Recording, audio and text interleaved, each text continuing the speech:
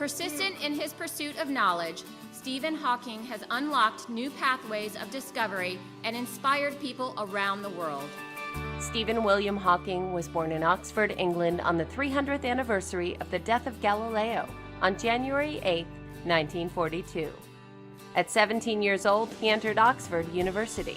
Stephen Hawking has admitted in many cases that he was not the most ambitious student. One day he calculated that he spent about maybe an hour a day on schoolwork. In 1962, Hawking moved to Cambridge University for a PhD in cosmology, and 1 year later was diagnosed with ALS, Lou Gehrig's disease. ALS is a progressive motor neuron disease, so over time, the victim loses functionality of muscles. And over the past decades, Stephen Hawking has gradually lost the use of most of his muscles, but his mind remains quite keen. I think that once he was hit with this earth-shattering diagnosis, he actually sought a refuge in doing physics. And if anything, it helped him become one of the world's great scientists. Although his diagnosis only gave him 2.5 years to live, Hawking married in 1965 and stunned the science world in 1974 with his PhD on black holes. Stephen taught us how to define a black hole. He then made a brilliant discovery that black holes can radiate, Hawking radiation. That then showed the whole world the connection between black hole physics and thermodynamics. And that connection has been a central theme in theoretical physics ever since.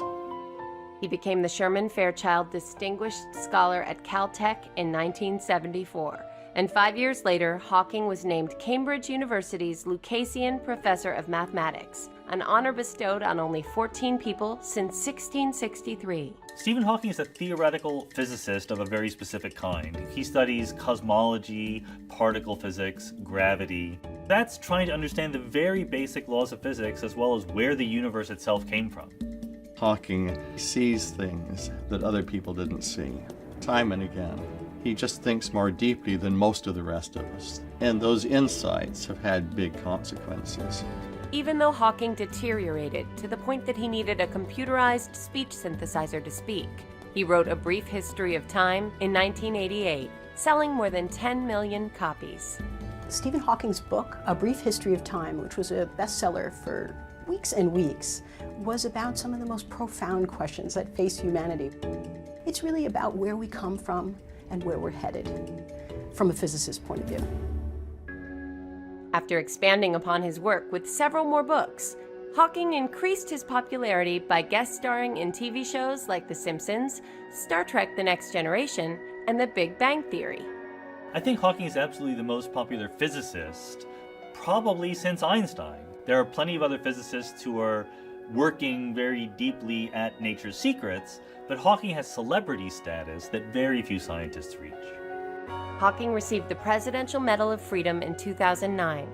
Although he retired from teaching that same year, Stephen Hawking continues to be hailed as one of the greatest scientific minds of all time. Stephen Hawking is a scientist who's had a tremendous impact on our understanding of the universe and the laws of nature. At the same time, as a human being, he has been an inspiration to the world, to his colleagues, and to people with disabilities everywhere.